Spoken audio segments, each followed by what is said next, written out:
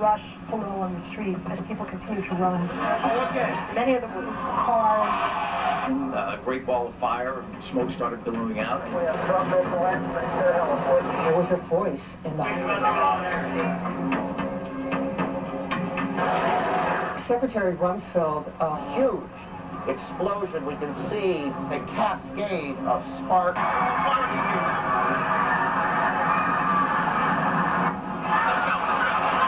The 9/11 attack on America looked so much like a formula action-packed Hollywood disaster movie that it had "Made in the USA" written all over it. The only difference is it used real props and real people. It had terrorist villains, American firefighter heroes, fireball explosions, collapsing buildings, pedestrians chased by dust clouds, and it even had a God Bless America music score. Well-positioned cameras shot the action-packed drama from every conceivable angle. Just the picture of the helicopter landing and the president walking in, and then the 19 hijackers had been Saudi nationals. So in the terrible... He said that he didn't believe that Osama bin Laden... No one has blamed or accused him formally. That how many people worked in the The city is confirming that some 265 firefighters are believed. None of us will ever forget this day. People who knock these buildings down will hear all of it soon. America Remembers, Sunday, 83rd. The timing, the title, and the eerie advertisement for Harvey Weinstein's Lord of the Rings movie called The Two Towers was a prophetic and disturbing coincidence. Profits from the Two Towers movie were small change compared to the 9/11 reality disaster movie, which has become the world's top-grossing production of all time. The only thing missing are the 9/11 producer, writer, and director credits. But it doesn't take an Enron accountant to figure out who's cashing in. During the first week, the 911 producers made a spectacular fortune just on the stock market alone. How?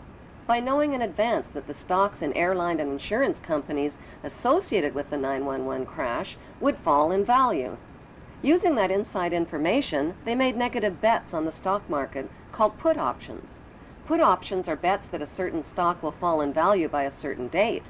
It's big risk gambling, unless you've got inside information that can turn your bet into a sure thing. But that's illegal if you get caught at it. Put option bets on the decline in 911 related airline and insurance stocks skyrocketed by a whopping 600% just before 911, which means that somebody knew about the attacks before they happened. Who exactly were those somebodies? Merrill Lynch and HSBC, Morgan Stanley Dean Witter, the Bank of America, weapons manufacturer Raytheon, the Lehman Brothers, General Motors, Swiss Re, Munich Re, and AXA Re Insurance Company, which owns 25% of American Airlines. These insiders bought put options through Deutsche Bank. Most demanding clients trust Deutsche Bank to perform. Deutsche Bank, a passion. Buzzy Krongard, the former executive director of the CIA, just happened to be the manager of Deutsche Bank. And so the profiteers from 911 were not Osama bin Laden or his band of U.S.-trained Arabs. They were blue-chip Israeli, U.S., and British businessmen. Within the first week, the 911 producers sucked up $40 billion in box office profits from U.S. taxpayers who were hypnotized, terrorized, and traumatized by the infinite reruns. Think of it as a conspiracy theory true or false test. A. When George W. Bush started his first oil company, who helped fund it? Osama bin Laden's brother and brother-in-law. True or false? B. After a terrorist bomb at a barracks in Saudi Arabia killed 19 Americans, who got the multi-million-dollar contract to rebuild? The bin Ladens. True or false? C. On the morning of September 11, 2001, who was in a meeting at the Ritz-Carlton Hotel in Washington? George Bush Sr. and Osama bin Laden's brother. True or false? Actually, the answer could be D, all of the above. Because believe it or not, as far-fetched as they sound, each and every one of those things, the bin Laden link to the Bush Oil Company, the bin Laden construction contract after the terrorist bomb, and the bin Laden-Bush meeting on 9/11, is true. Many of the facts surrounding the events of 9/11 point to a cover-up, like the fact that the Bush administration ignored all of the advance warnings of the 9/11 attacks. Warnings from FBI agents like Colleen Rowley and from the famous Phoenix memo were not only ignored, they were suppressed. FBI Deputy Director John P. O'Neill quit his job when his investigation of Osama bin Laden was blocked. According to a September 24th Newsweek article, top Pentagon officials canceled their travel plans for 9/11 because of security concerns. While the American public were sitting ducks, all of America's political, military, and corporate VIPs were kept out of harm's way. 2 Muslims accused of the 9/11 hijackings took their flight training at Rudy Deckers Huffman Aviation School in Florida. Rudy Deckers is linked to the CIA and drug smuggling through Carib Air and Britannia Aviation, which shared the same small Venice airport with Deckers. The media reported that on the night before the attacks, accused ringleader Mohammed Atta and 2 other Muslim hijackers got drunk, fondled naked dancers in a Florida strip club called Shuckums, forgot their business card and their Quran holy book at the bar, publicly bashed America, and loudly boasted about impending bloodshed the next day. Would devoted and highly secretive Muslim hijackers risk their planned mission by attracting so much negative attention? And why were they in Florida instead of Boston the night before their suicide flights?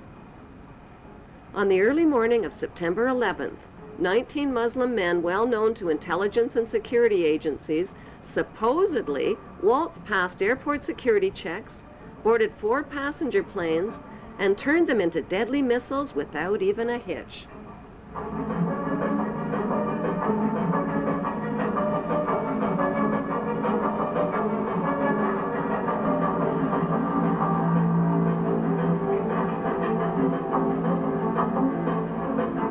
By 8:13 a.m., flight controllers temporarily lost radar contact with American Airlines Flight 11 and reported a suspected hijacking.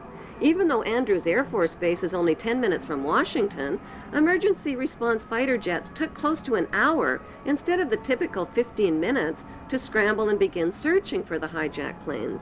By then, it was too late. President Bush already knew about the first Flight 11, which occurred at 8:46 a.m., when he sat down to chat with school kids at Booker Elementary School. It wasn't until 9:05 a.m. that he was notified that a second plane, Flight 175, had also crashed into the World Trade Center and that America was under attack. Instead of being whisked to safety in this national emergency, Bush nodded and continued chatting with the kids for another 20 minutes about a pet goat, while American citizens were burning alive and leaping to their death from the smoking towers. Wailing against the wind as they fell, almost as if they had second thoughts. It was absolutely horrifying.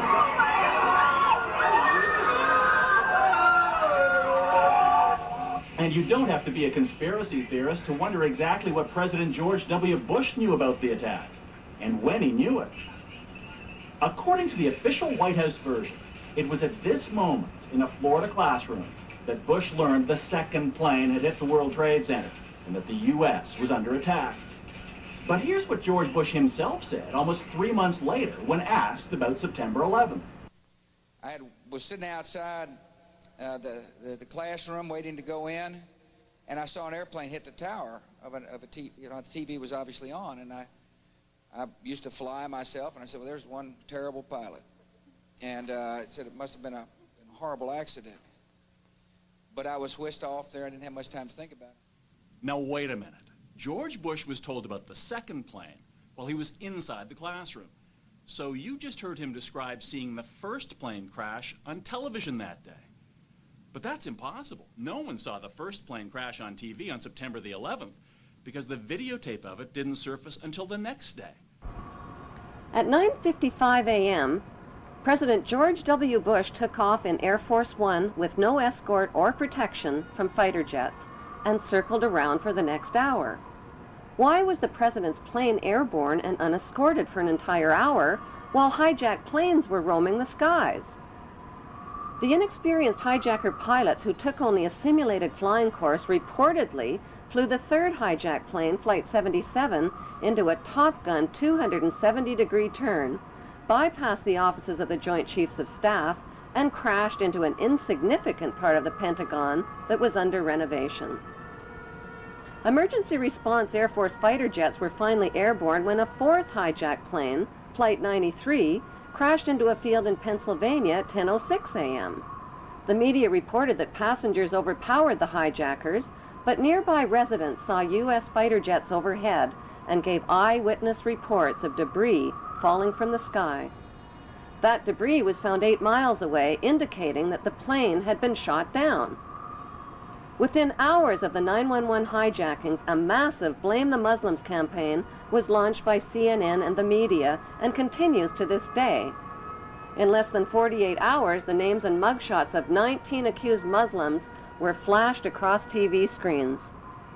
If government investigators knew nothing, how did they identify 19 Muslim men as the hijackers so fast from fake passports and with no DNA evidence? How could Muhammad Atta's passport survive the fireball explosion that supposedly cremated him, fly out of his pocket, fly out of the incinerated plane, flutter to the ground into 2 feet of debris, and end up in readable condition in the hands of investigators, all within 48 hours? Why did 19 Muslim men even need passports on domestic flights? How were passports found but not the plane's voice recorders? Why did the hijackers need passports they would never use again after their suicide flights? And why were the 19 accused Muslims not under surveillance on 911 if they were so easy to identify? The suitcase of accused ringleader Muhammad Atta was never loaded onto the hijacked plane and conveniently fell right into the hands of investigators. It was jam-packed with incriminating evidence, including a Quran, a how to fly a commercial airplane video, and a fuel consumption indicator. Why would a hijacker about to die on a suicide mission pack a suitcase? It seems Muhammad Atta was a very forgetful ringleader who carried around a lot of Quran holy books. He reportedly forgot one Quran in a Florida strip club, another in a rental car, and still another one in his lost suitcase at the airport. More incriminating evidence of flight manuals written in Arabic were found within hours of the attacks in parked rental cars at the airports. Why didn't the terrorists take a taxi to the airport? Can they be that smart and that stupid at the same time? The conspicuous trail of planted evidence continued 3 weeks after the 911 attacks, when anthrax letters killed 5 people and were clearly worded to throw the blame on Muslims. Death to America, death to Israel, Allah is great. It has since been proven that the anthrax came from a U.S. Army lab and was never mailed by Muslims. Were the 19 Muslims accused of the hijacking set up as patsies and framed? If so, who set them up? Right after the attacks, CNN deceptively and repeatedly showed an airport security video of Muhammad Atta. CNN neglected to tell viewers that the video showed Muhammad Atta boarding a plane at Portland, Maine, not the hijacked plane. There are no airport security videos of any of the 19 accused Muslims boarding any of the hijacked planes. Right after the 911 attacks, CNN reported that the U.S. government had a tape recording of Osama bin Laden telling his mother that something big was about to happen and that she wouldn't be seeing him for a while. CNN later acknowledged that the report was false. Osama bin Laden consistently denied being involved in 911 and claimed the Israeli Zionists were behind the attacks. According to Japanese, Chinese, and Indian news reports, Osama bin Laden was killed in Afghanistan in the fall of 2001 and was buried in an unmarked grave by his own men.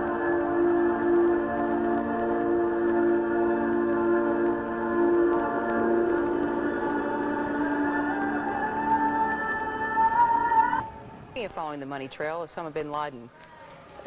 Army sources telling me, even via Iraq, via other places overseas, we know where he is. We're on him. It's just a matter of time. Do you agree with that? I believe he's dead.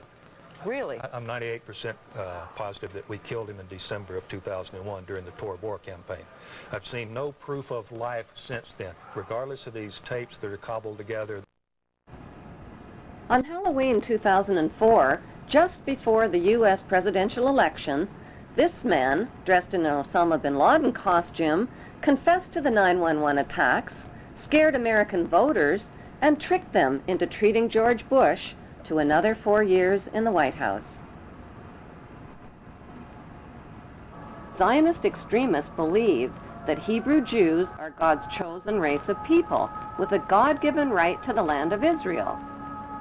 The Muslim world and millions of Europeans, including Germany's former Minister of Technology, Andreas von Bülow, believe that Zionist extremists staged the 9/11 attacks on America to ignite the war on terrorism. That war has targeted Israel's Muslim enemies and is being fought and paid for with the blood, the lives, and the tax dollars of terrorized American citizens.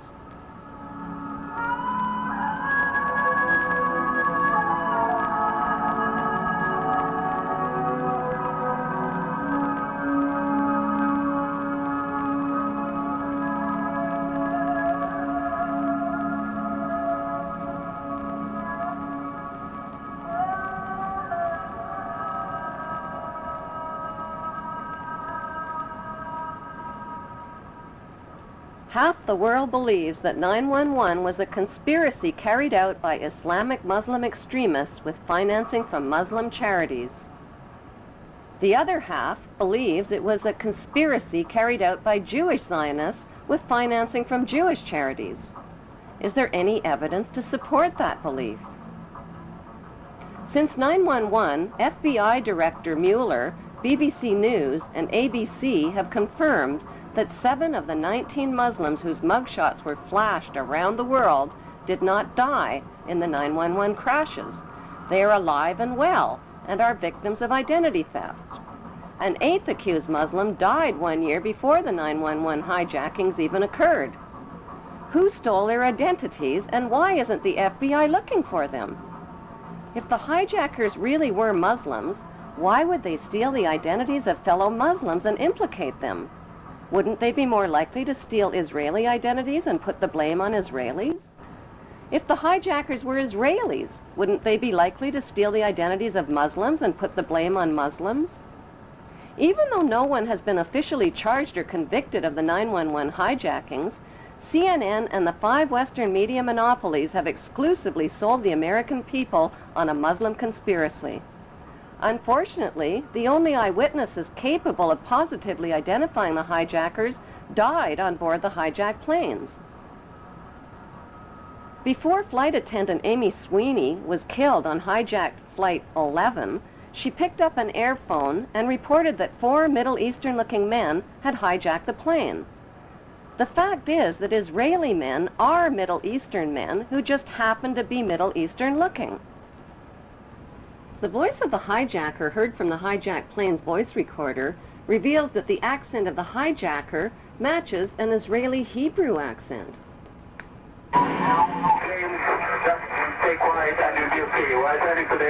The next transmission comes seconds later. Nobody moved.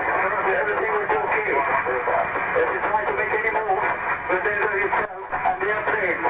Let's stay quiet. After 9/11, 1,000 Middle Eastern-looking Muslim men were swept into U.S. custody, but the media kept quiet about 60 Middle Eastern-looking Israeli men who were also taken into custody and held under great secrecy. On December 11th, Carl Cameron of Fox News ran the first of a 4-part series about a group of Israelis who were among the 9/11 suspects. These detained Israelis failed polygraph tests about their surveillance activities against the U.S. and were caught videotaping the 9/11 attacks from different angles. Fox News also reported that the evidence linking these Israelis to 9/11 was classified, but a leaked 61-page report from the U.S. government's Drug Enforcement Agency revealed that another 120 Israelis, posing as artists, were also rounded up right after 9/11. Carrying counterfeit visas and green cards, the Israelis admitted that they served in the Israeli army in explosives, electronic, and military intelligence units. Did Middle Eastern-looking Israelis who were detained as suspects after 9/11 steal the identities of the accused Muslims? The leaked DEA report revealed that Israelis with Israeli military backgrounds had posed as artists and lived on Sheridan Street in Hollywood, Florida, just down the street from Mohammed Atta and 3 other accused Muslims.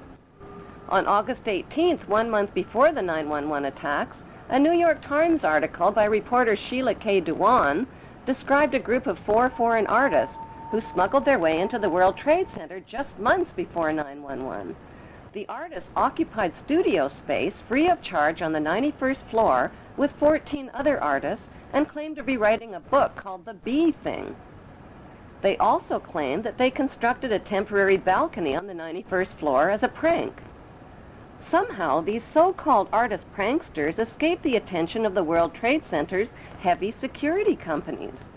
George W. Bush's brother, Marvin Bush, just happened to be the director of Securicom, which provided electronic security for the World Trade Center.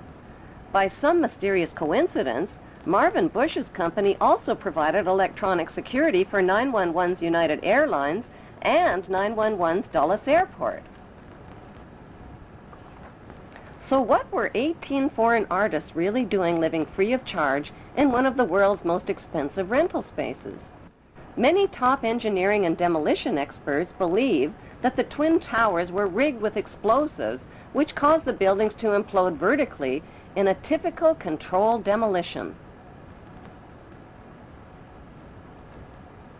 The reason the collapsing buildings looked like a controlled demolition, say experts, is because they were a controlled demolition.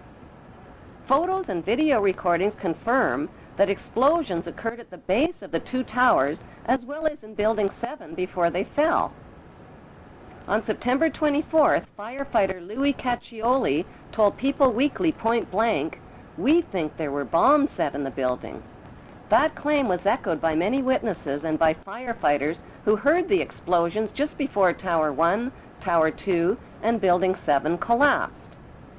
The steel-supported Twin Towers were built to withstand the impact of a passenger jetliner, yet the official explanation for their collapse is that the burning jet fuel heated the steel support beams and caused them to buckle. Expert independent investigators insist that it's impossible for jet fuel burning in oxygen to melt steel, and that most of the jet fuel burned up outside the buildings in clearly visible fireballs. After the crashes, the white smoke turned black, indicating cooling temperatures, not rising temperatures as reported.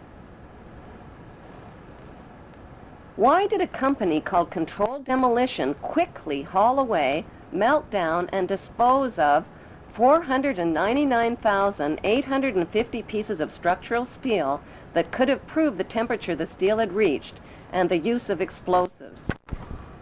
Why did Tower 2 that was hit last fall first, 53 minutes after being struck, whereas Tower 1 fell 1 hour and 28 minutes after being struck? An even bigger mystery is why Building 7, owned by Larry Silverstein, collapsed much later on in the afternoon, even though it had never even been hit. If these 3 World Trade Center buildings were rigged with explosives, when could the explosives have been installed, and who controlled access to the buildings?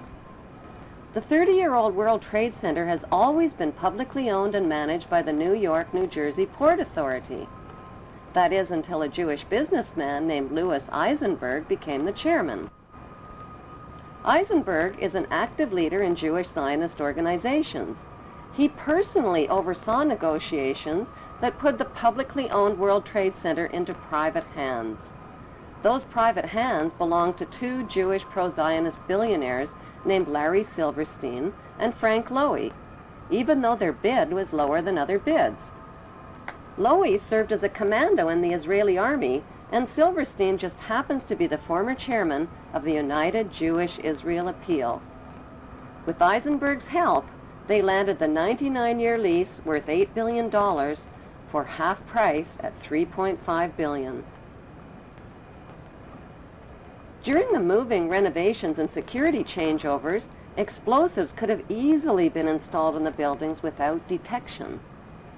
George W.'s brother, Marvin Bush, was not only the director of the World Trade Center's electronic security company, he was also the director of the World Trade Center's casualty insurance company called Houston Casualty. That company terminated their insurance coverage for the World Trade Center before 9/11, right in the nick of time. Another suspicious company occupied the 16th and 17th floors of the North Tower. That company, called Zim Israeli American Shipping, suddenly broke their lease, paid a $50,000 penalty, and moved out of the World Trade Center only weeks before 9/11. Zim Israeli American Shipping is owned by Zim Israel Navigation, which just happens to be owned by the government of Israel. If the new owners, Silverstein and Lowy, knew about the 9/11 attacks in advance, why did they buy a 99-year lease to the doomed buildings? Because they could do the simple math. Silverstein bought the $3.5 billion World Trade Center with only a $15 million down payment, which amounts to 0.01% of the total. He took out maximum terrorist insurance coverage only 6 weeks before the attacks. The demolition of the World Trade Center buildings on 9/11 eliminated Silverstein's cost for an $800 million facelift to update the aging 30-year-old buildings. As soon as the spanking new World Trade Center is finally built and expanded to over 11 million square feet of rental space, Silverstein stands to pocket billions of dollars per month. In the meantime, U.S. taxpayers are covering Silverstein's so-called losses. Then there's the big payouts from insurance policies with mega-terrorism insurance, which Silverstein took out just weeks before 9/11. Silverstein is demanding a 200% payout by claiming payouts for 2 separate 9/11 attacks instead of one. Silverstein's insurance companies, called Swiss Re and Munich Re, are the same companies under investigation for advanced knowledge of 9/11 and for profiting from 9/11 on the stock market. If Silverstein's insurance companies knew in advance about the attacks, why would they insure doomed buildings? Were these giant insurance companies handpicked to keep a lid on their insurance investigation findings and to ignore the evidence of 9/11 cover-ups?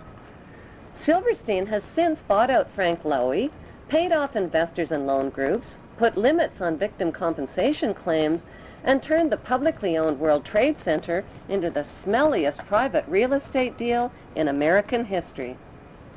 George W. Bush threw up permanent roadblocks to stop an independent investigation of the 9/11 events. When the 9/11 Senate Committee report was published, 27 pages that would have connected international banks to 9/11 were censored.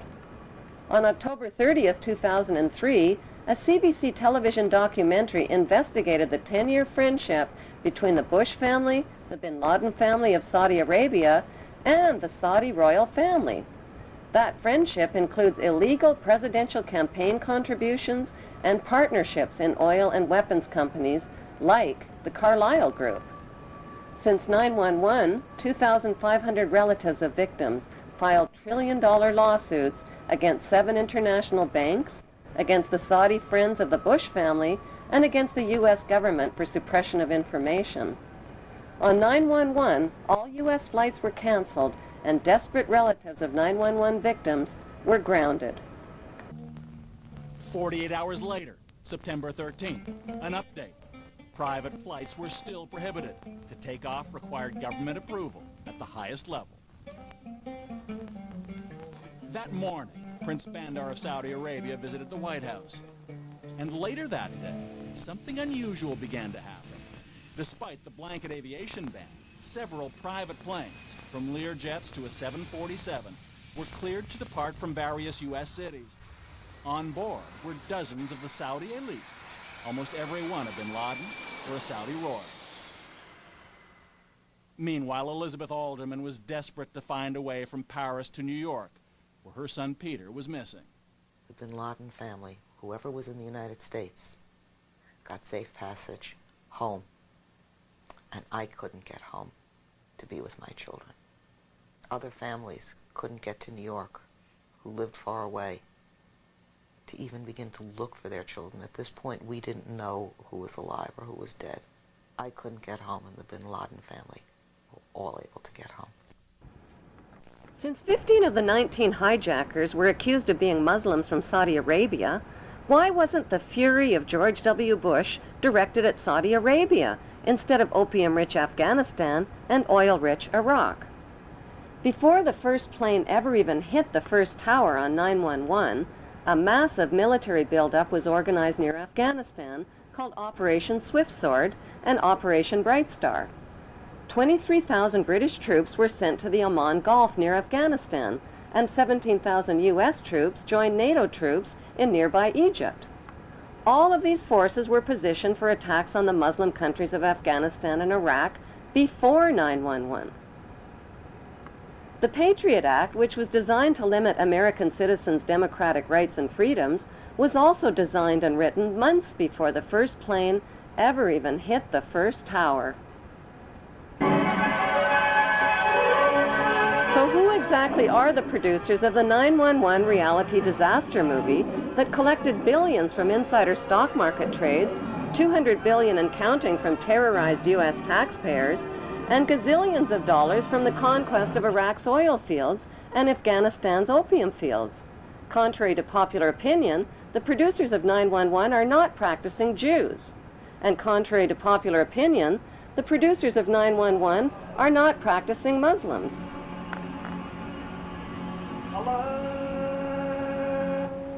They are a secret network of international pirates who identify with no nation, no national flag, and no established religion. Their flag is the skull and crossbones, and their god, G-O-D, spells gold, oil, and drugs. It is important to understand the difference between the term Jews, Hebrews, and Zionists. The majority of the world's Jewish population are honest, caring, honorable people who practice Judaism, follow religious tradition, and embrace good moral values. The term Hebrew refers to the Hebrew language. It also refers to the Hebrew people who are the ethnic descendants of the original 12 tribes of Israel.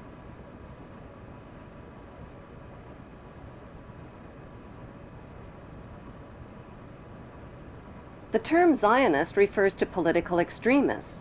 Zionists believe that the Hebrews are God's chosen race of people and that the Hebrews have a right to the land of the Muslim Palestinians. Why? Because according to the Bible, God said so. These Zionist extremists represent only a small minority of Jews and Hebrews. Christians who support Israel's theft of Palestinian land are called Christian Zionist extremists. Their goal is to help fulfill the prophecies of the Bible story. Countless millions of Americans are reading a series of novels called Left Behind. They're topping bestseller lists all over the country, and they're being made into movies. They chronicle apocalyptic times. The setting is the 21st century, complete with warplanes and TV correspondence. This is Buck Williams reporting live from Israel. I am standing in the middle of an all-out attack. But the plot is ripped from the pages of the Bible, so it all winds up here in Israel, where according to the book of Revelations, the final battle in the history of the future will be fought on this ancient battleground in northern Israel called Armageddon. It will follow 7 years of tribulation during which the earth will be shaken by such disasters that previous human history will seem like a day in the country.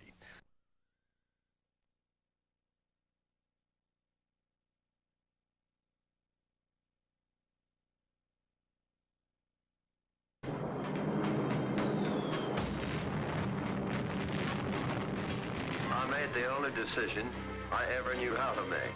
I did what I thought was right. 50 years ago, the United States dropped the atomic bomb on Japan. To this day, Americans know very little about how that decision was reached. The idea that the United States committed these and other horrific crimes against humanity and participated in the 9/11 incineration of thousands of its own citizens is too frightening a thought for many to consider. But even more frightening are the consequences of denial.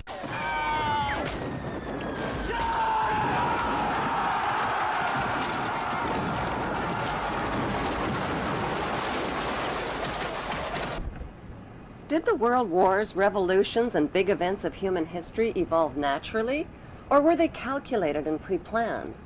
If they were pre-planned, who planned them, and what are they planning for the future of humanity? The answer to this puzzling question can be found within the boundaries of 3 of the world's most powerful cities. Those 3 cities belong to no nation and pay no taxes.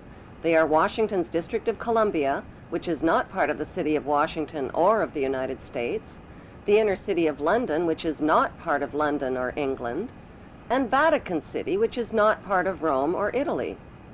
These cities, called city-states, have their own independent flag, their own separate laws, and their own separate identity.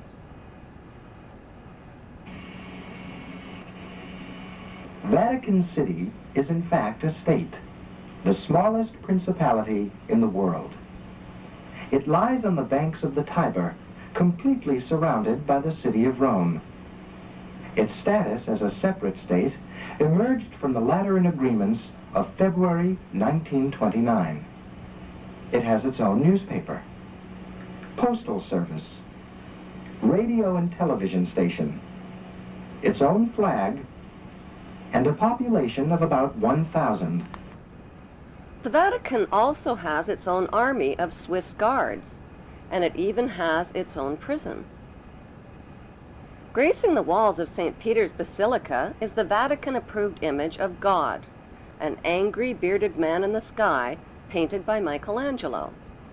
Sinners who disobey God's list of thou shalt nots risk incurring his wrath and damnation and burning in Satan's eternal hellfire. Cruel and violent images of God's tortured Son, suffering, bleeding, and dying, with thorns gouged through his skull and nails pounded through his feet and hands, are on display throughout the Vatican.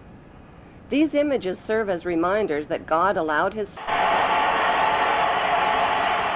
The Vatican rules over approximately 2 billion of the world's 6.1 billion people. The colossal wealth of the Vatican includes enormous investments with the Rothschilds in Britain, France, and the USA, and with giant oil and weapons corporations like Shell and General Electric. The Vatican solid gold bullion worth billions is stored with the Rothschild-controlled Bank of England and the U.S. Federal Reserve Bank.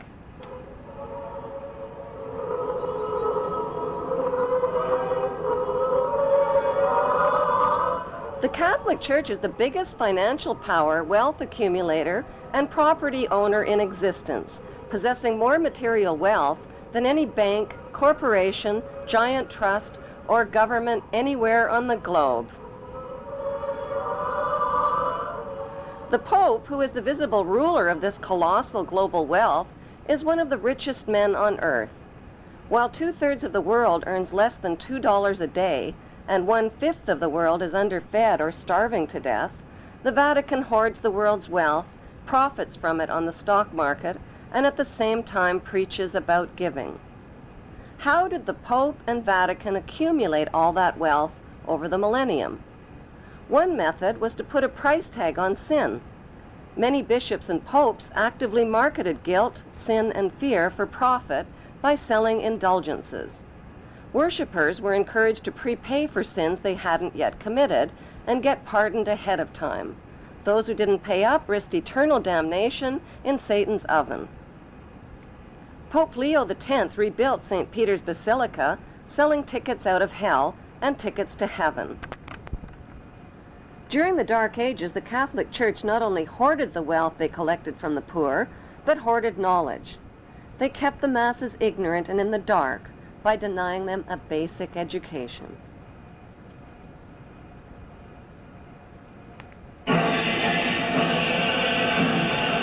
More than 60,000 armed Christians were on their way to reclaim Jerusalem from the infidel.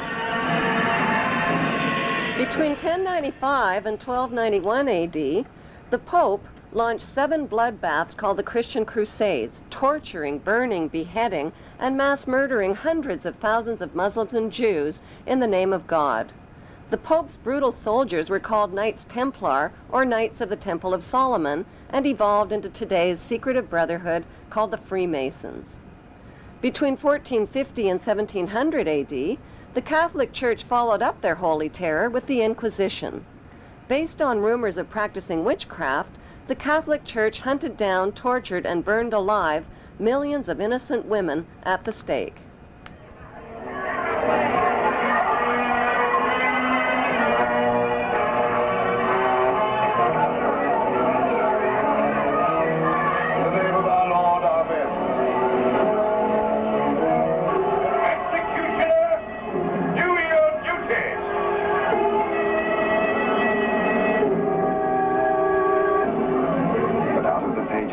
mysteries to emerge the one truth.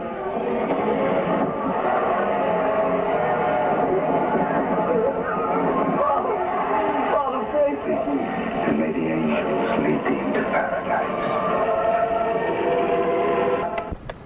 During World War II, the Vatican was criticized for supporting Hitler and his Nazi regime. To this day, the Vatican is still under investigation for plundering Nazi gold from the Swiss bank accounts of Jewish Holocaust victims. Over the past 5 decades, more than 1,500 priests and bishops have been identified in the sexual assault of tens of thousands of boys and girls in their trusting congregations and orphanages. Why is this filthy rich institution preaching spiritual values of poverty and chastity while cardinals, bishops, and priests cover up their crimes of sexual abuse? Why has the Church fought and resisted the compensation claims of their sexually, emotionally, and spiritually traumatized victims? Like Vatican City, London's inner city is also a privately owned corporation or city-state, located right smack in the heart of Greater London.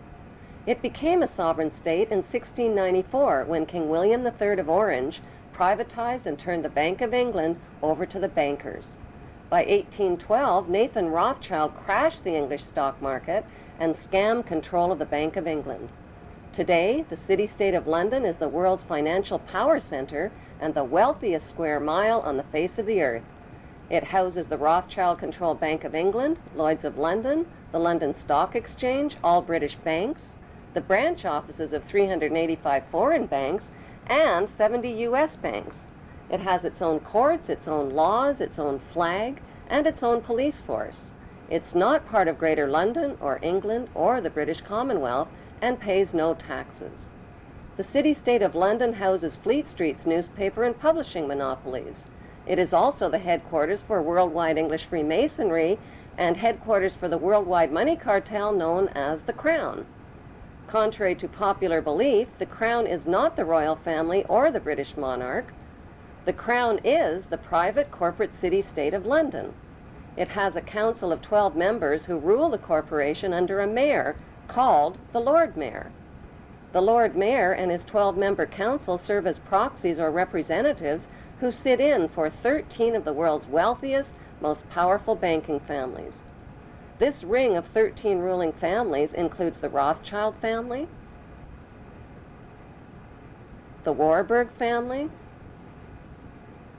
the Oppenheimer family, and the Schiff family. These families and their descendants run the Crown Corporation of London. The Crown Corporation holds the title to worldwide Crown land in Crown colonies like Canada, Australia, and New Zealand. The British Parliament and the British Prime Minister serve as a public front for the hidden power of these ruling Crown families. Like the city-state of London and the Vatican, a third city-state was officially created in 1982.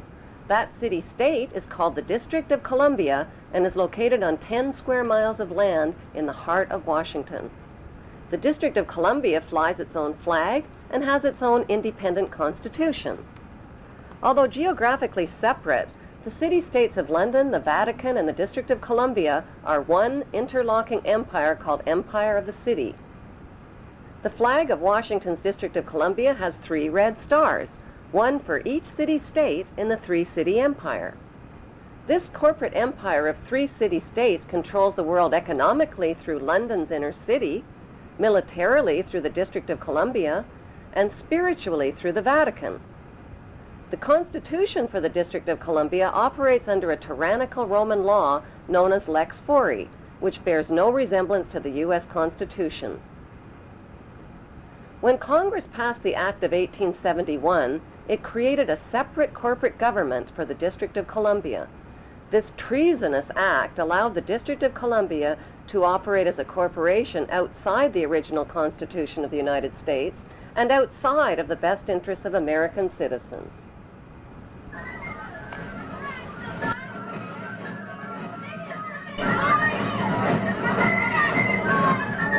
A sobering study of the signed treaties and charters between Britain and the United States exposes a shocking truth. The United States has always been, and still is, a British Crown colony. King James I was famous not for just changing the Bible into the King James Version, but for signing the first Charter of Virginia in 1606. That charter granted America's British forefathers a license to settle and colonize America. The charter also guaranteed that future kings and queens of England would have sovereign authority over all the citizens and colonized land in America stolen from the Indians. After America declared its independence from Great Britain, the Treaty of 1783 was signed. That treaty specifically identifies the King of England as the Prince of the United States and contradicts the belief that America won the War of Independence. Although King George III of England gave up most of his claims over his American colonies, he kept his right to continue receiving payment for his business venture of colonizing America. If America had really won the War of Independence, they would never have agreed to pay debts and reparations to the King of England.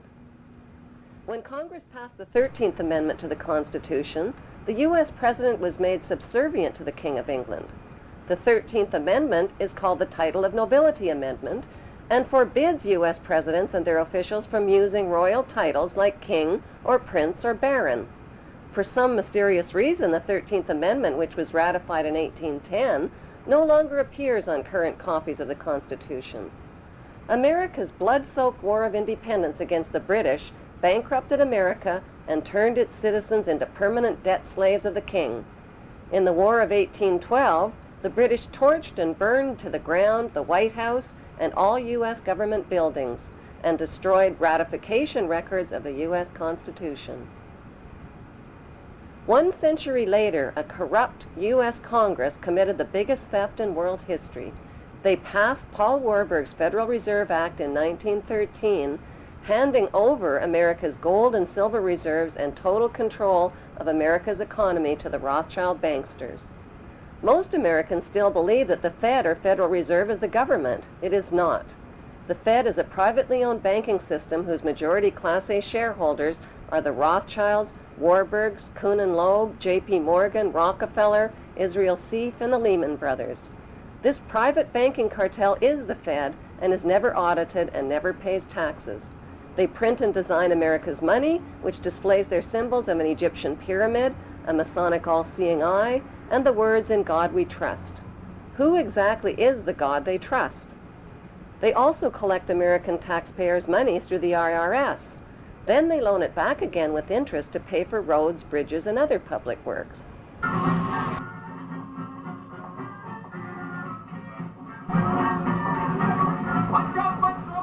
American presidents are handpicked and financed by these special interest power groups. Like George W. Bush, John Forbes Kerry, whose initials are JFK, is a member of Yale University's Skull and Bones Brotherhood. The Forbes part of John Kerry's name identifies his descendancy from Captain Robert Bennett Forbes, who was a drug runner for the Rothschilds' opium drug trade with China in the 1800s. Most U.S. citizens believe that the United States is a country and that the president is the most powerful man on earth. The United States is not a country. It is a corporation, and the president is president of the corporation of the United States. He and his elected officials work for the corporation, not for the American people. Since the United States is a corporation, who owns the corporation of the United States? Like Canada and Australia, whose leaders are prime ministers of the Queen and whose land is called Crown Land, the United States is just another Crown colony. Crown colonies are controlled by the empire of 3 city-states. At the center of each city-state is a towering, phallic-shaped stone monument called an obelisk that points skyward. In D.C.'s city-state, the obelisk, known as the Washington Monument, was dedicated to Freemason George Washington by the Freemason Grand Lodge of the District of Columbia. The secretive Brotherhood of Freemasons laid the Washington obelisk's cornerstone in 1848 and contributed 22 Masonic memorial stones. 250 Masonic lodges financed the Washington Monument obelisk, including the Knights Templar Masonic Order. At the heart of London city-state is a 187-ton, 69-foot-tall Egyptian obelisk called Cleopatra's Needle. It was transported from Egypt and erected on the banks of the River Thames. In Vatican City, another Egyptian obelisk towers high above St. Peter's Square.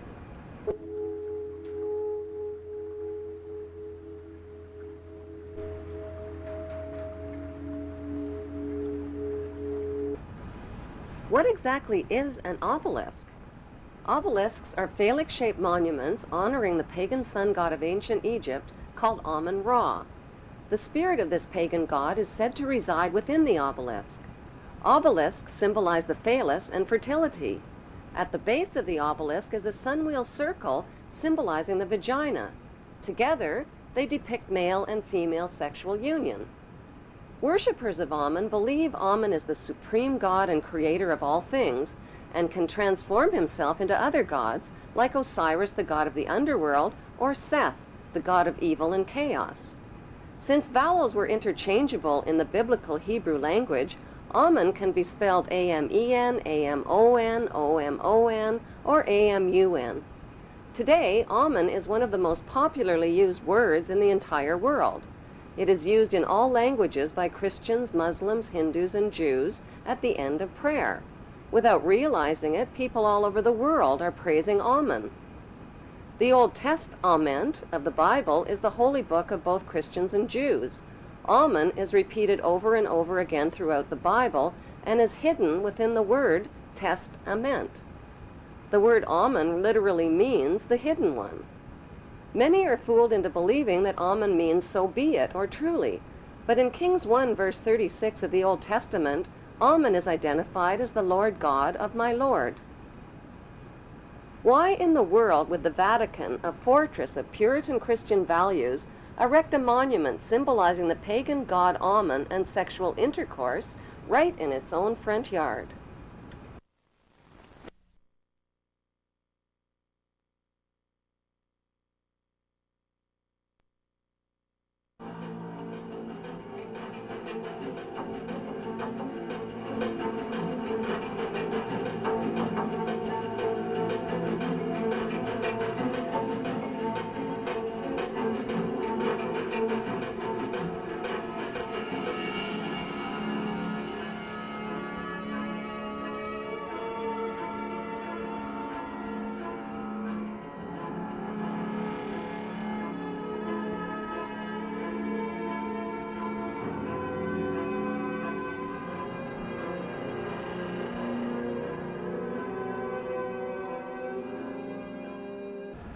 Bloodshed between the Israeli Jews and the Palestinian Muslims is routinely reported by the Western news media.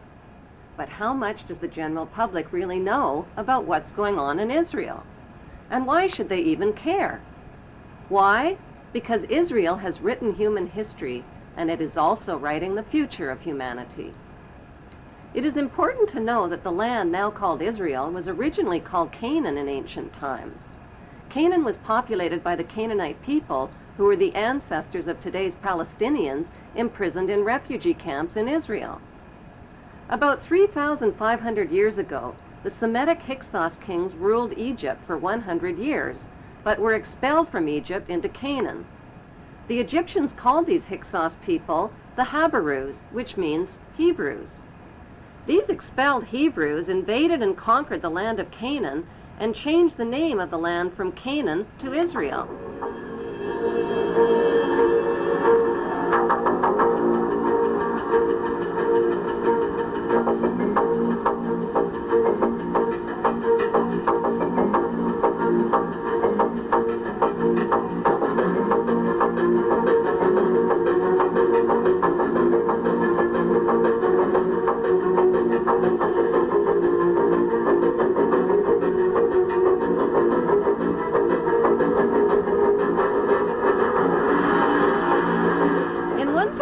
AD, the name was once again changed to Palestine after the Romans conquered the land.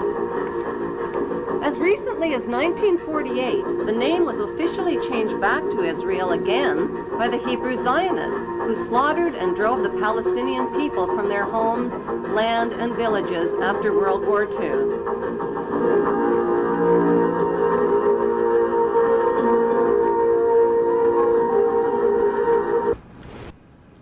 The best way to understand what's really going on in the world today is to journey back in time and dig up the ancient secrets of the past. Those ancient secrets have been hidden by the ruling class beneath the shifting sands of Egypt for more than 4,000 years.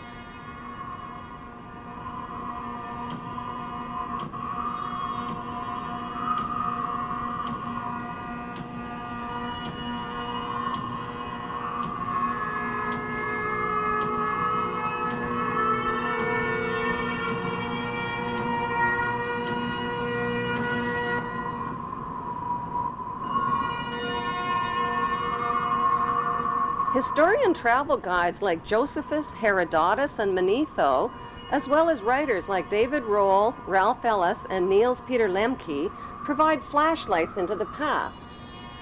The earliest remains of human life on Earth were discovered in Africa.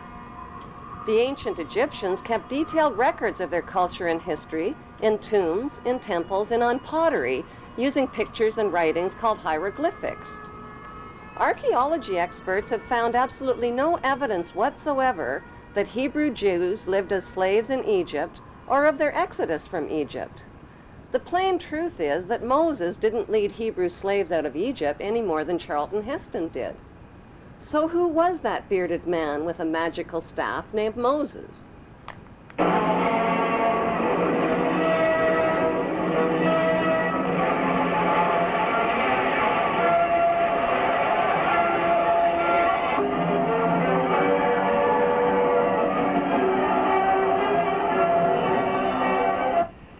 There is not one shred of archaeological evidence for the existence of Moses or of any of the Bible's main cast of Hebrew characters, from Abraham to Jacob to Joseph to King David to King Solomon. There is, however, plenty of evidence for the existence of Egyptian pharaohs who these biblical characters are based on. The Bible's Old Testament has carefully covered up the connection between the Egyptian pharaohs and the Hebrew patriarchs by mixing up historical facts with myths and legends. The job of archaeology experts and historians is to separate fact from fiction. Modern archaeologists have confirmed that the Hebrews were not a race of people as once thought. They were a Semitic and Asiatic class of foreign workers who migrated into Egypt from neighboring lands in search of work as craftsmen and builders. As their population multiplied over hundreds of years, they contributed to Egyptian technology, worshipped Egyptian gods, intermarried with Egyptian nobility, and gradually rose to positions of power and wealth in Egypt. The Bible story of the Hebrew Jews begins with Abram, who was born north of Canaan in the town of Ur around 2055 BC. Abram married his beautiful sister Sarai. At God's command, the incestuous couple changed their names to the Egyptian names of Abraham and Sarah and migrated to Egypt. Once in Egypt, Abraham turned his sister wife Sarah over to the Pharaoh as his harem sex slave and was rewarded with gold and silver. Abraham received covenants or promises from God. God promised to make his name great and to make a great nation for him. God also made a circumcision covenant with Abraham, commanding him to mark the flesh of his people and slaves by cutting off the protective foreskin of their penises. Circumcision was a painful barbaric custom that was introduced into Egypt near this same time and has survived to this day. It is the unnecessary mutilation of the genitals of little boys and implies that God made a mistake in design. This mutilation custom has more to do with a mark of Hebrew ownership than with hygiene. In the continuing Bible story, Abraham married an Egyptian woman named Hagar because his sister wife Sarah couldn't conceive. But at age 90, Sarah finally gave birth to a son named Isaac. Following God's order to sacrifice his son, Abraham hog-tied Isaac and picked up a knife to kill him. Just as Abraham was about to plunge the knife into Isaac, he learned God was only kidding.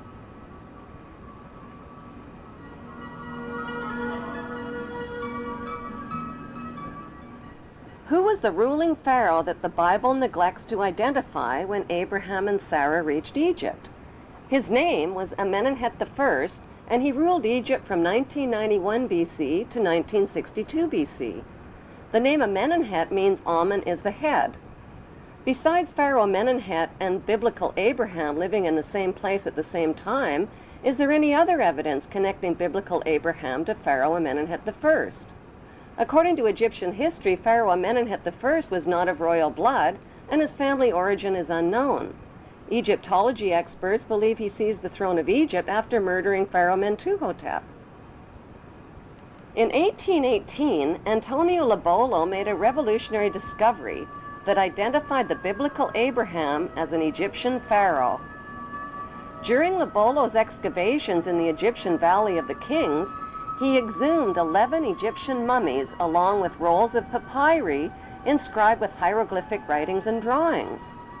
One of those drawings was interpreted by Mormon Joseph Smith and his Egyptologists as Abraham sitting on the pharaoh's throne.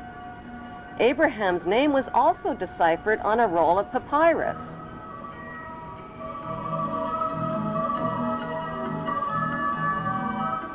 Joseph Smith published his controversial findings in the Book of Abraham in 1842 and was murdered 2 years later.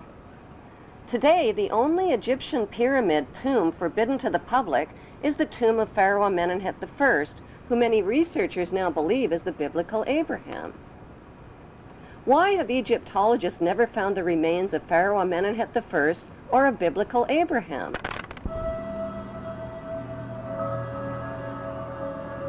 The best explanation is that their common remains are concealed inside the famous Ark of the Covenant. The Hollywood movie Raiders of the Lost Ark was about the search for the lost Ark of the Covenant. According to the Bible story, the tablets of the 10 Commandments given to Moses by God were stored inside the Ark.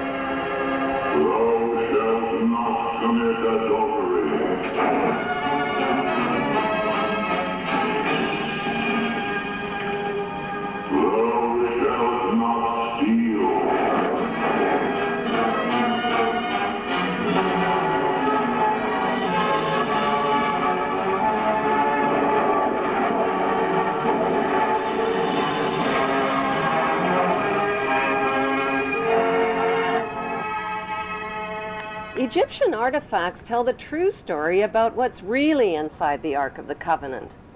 The Ark of the Covenant is, in fact, an Egyptian canopic chest, where the dried organs of royal kings and pharaohs were stored, not the 10 Commandments. Why did the Hebrews call their royal canopic chest the Ark of the Covenant? Because the name signifies the covenants or promises that God made with Abraham. Would the Hebrews carry the Ark of the Covenant into battle to kill and steal if it really contained commandments like, "Thou shalt not kill or steal"?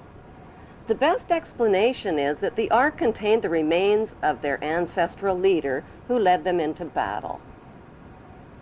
Biblical Hebrew rulers like King Solomon broke all of the commandments, just like today's rulers who make and break laws and commandments to exploit the obedient masses. The evidence shows that the ancestral patriarch of the Hebrew Jews is Amenemhet I, and that his biblical name is Abraham. Since Pharaoh Amenemhet worshipped the god Amen, are Amen and the biblical God the same God? Michelangelo's Vatican painting of God depicts God as an angry, bearded white man.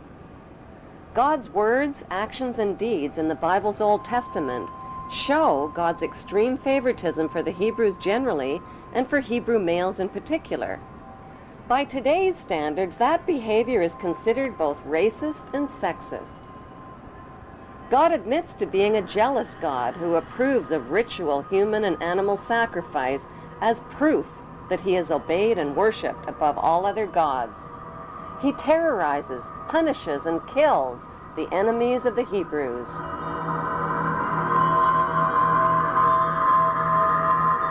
He uses his godly power to kill Egyptian children and spread plagues, famines, pestilence, and darkness. He magically turns staffs into deadly venomous snakes and turns the Nile River into blood.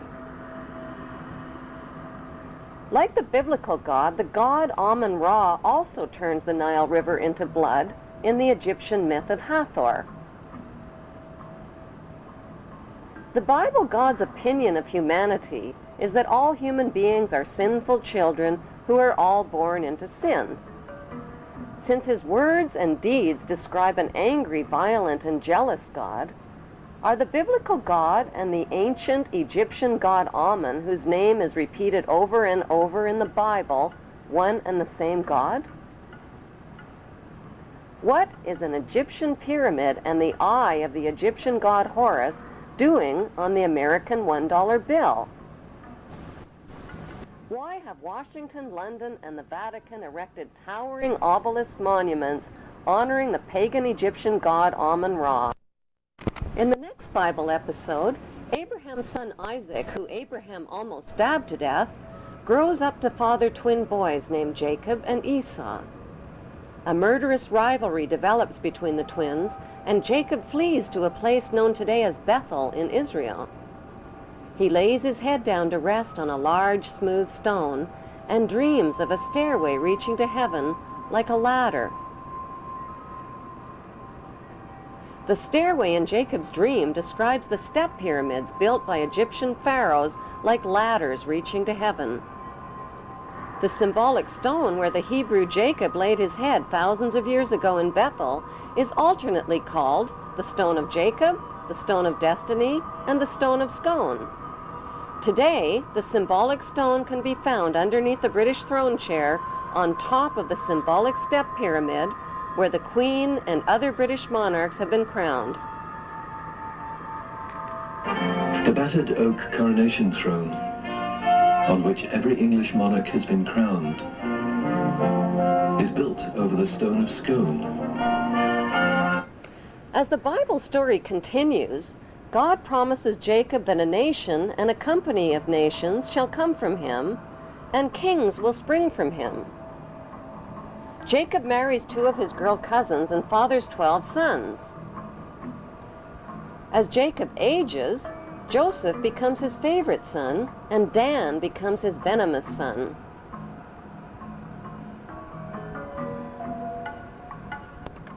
Jacob eventually takes his sons and his Hebrew clan and migrates from Canaan into Egypt. This Hebrew migration into Egypt closely parallels Egyptian history when the Semitic Hyksos migrants overthrew the Egyptian pharaohs and seized the throne of Egypt. One of the Semitic Hyksos leaders who became king of Egypt was Yaqubeir.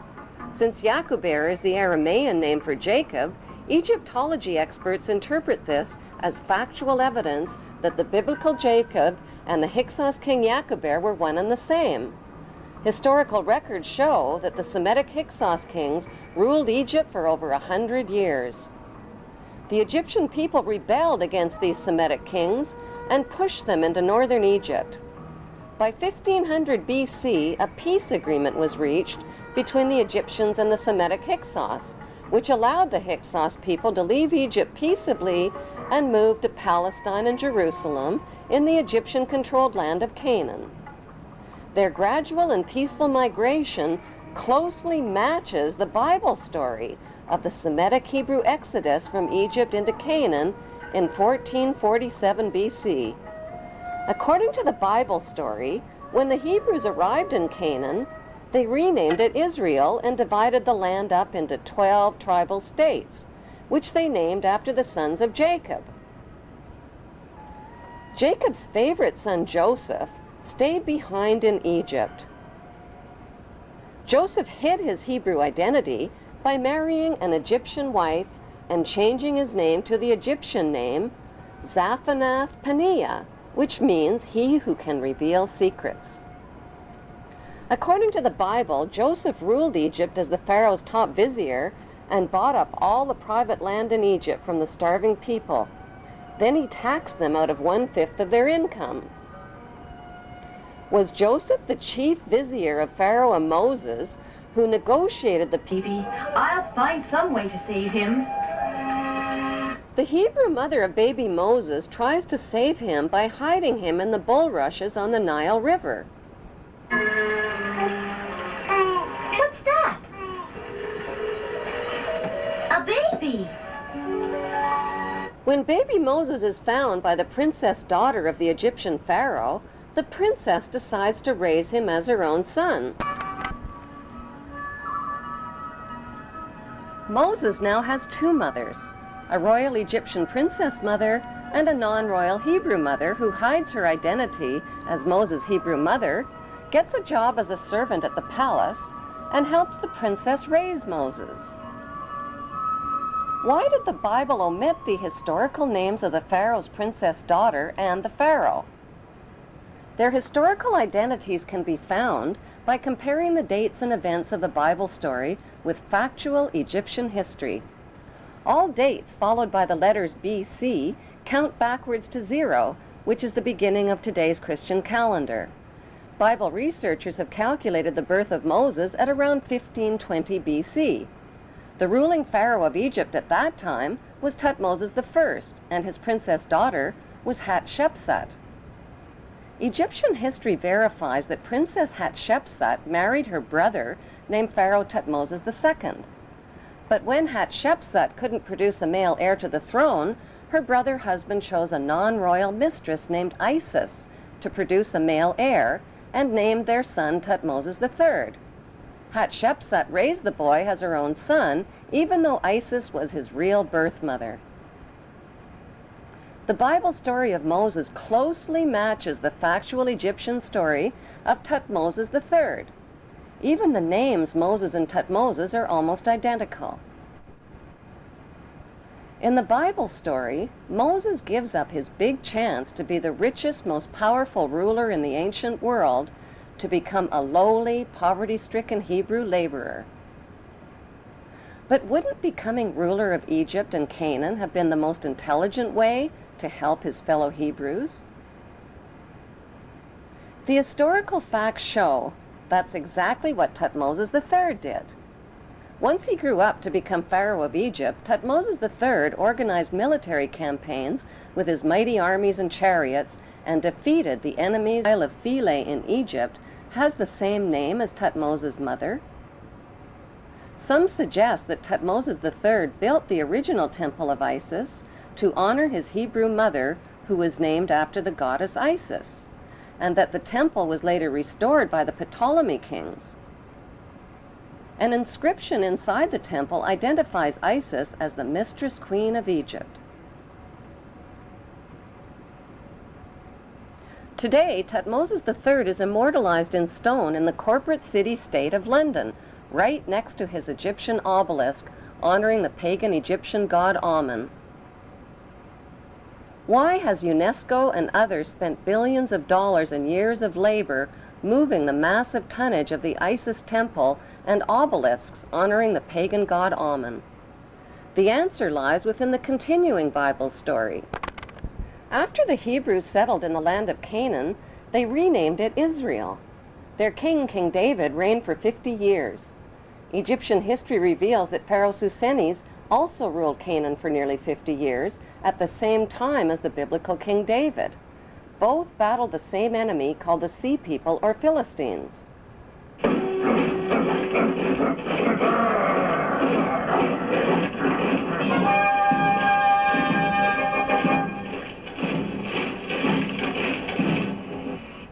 Both King David and Pharaoh Susenes had sons with almost identical names, Solomon and Simon.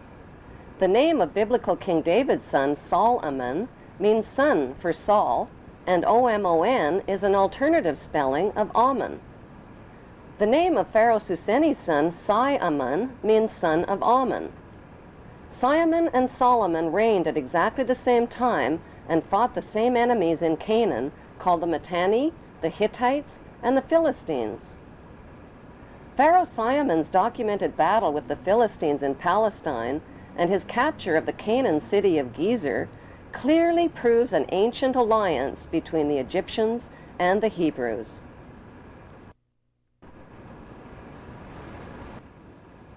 The famous King Solomon's Temple in Jerusalem means Temple of the Sun God Amun. According to the Talmud, King Solomon used the dark power of his magic ring to conjure up demons to help him build his temple.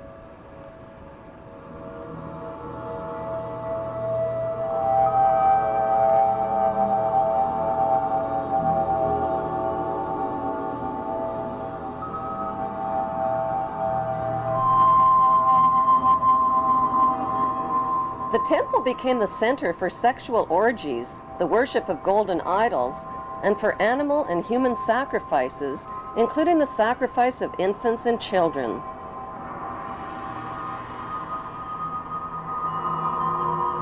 The biblical Ark of the Covenant was stored inside King Solomon's temple. The Ark had 4 gold rings built into its 4 corners, each representing the 4 corners of the earth over which descendants of the biblical Abraham are destined to rule. Since archaeologists claim the biblical King Solomon was no more real than the evil wizard Saruman from the movie Lord of the Rings, who built King Solomon's temple?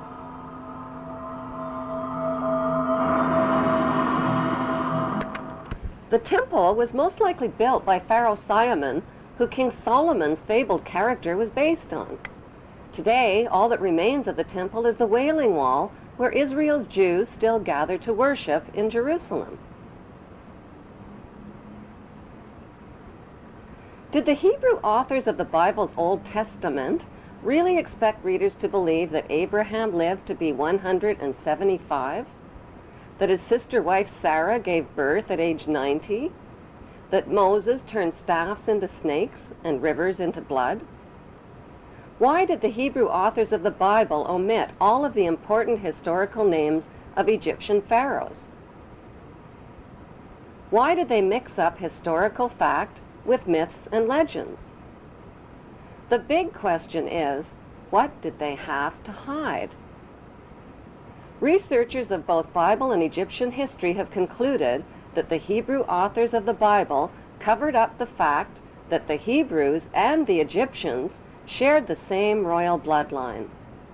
But why? Why the cover-up? Because after the Egyptian people forced the Hebrew Hyksos kings out of Egypt, the only way the Hebrews could continue ruling Egypt was to hide their Hebrew identity from the Egyptian people. They did that by changing their Hebrew names to Egyptian names and intermarrying with Egyptian royalty, just like the biblical Joseph did. By hiding their Hebrew identity, the Hebrews continued to rule Egypt secretly as Egyptian royalty. They worshipped Egyptian gods, followed Egyptian laws, and violated Jewish Hebrew laws. This meant they had to hide their Hebrew identity not just from the Egyptian people, but from the Hebrew people as well. They had to keep their royal Hebrew Egyptian identity and their worship of Amun hidden within royal power circles and secret societies, just as they have done to this day. The world's biggest and best-kept secret is that the descendants of the Hebrew pharaohs of Egypt have ruled throughout history. Over the millennia, they have left oceans of blood in their wake. They have murdered, cheated, slaughtered, robbed, colonized, and enslaved to fulfill their biblical covenants for an eternal throne and one world empire.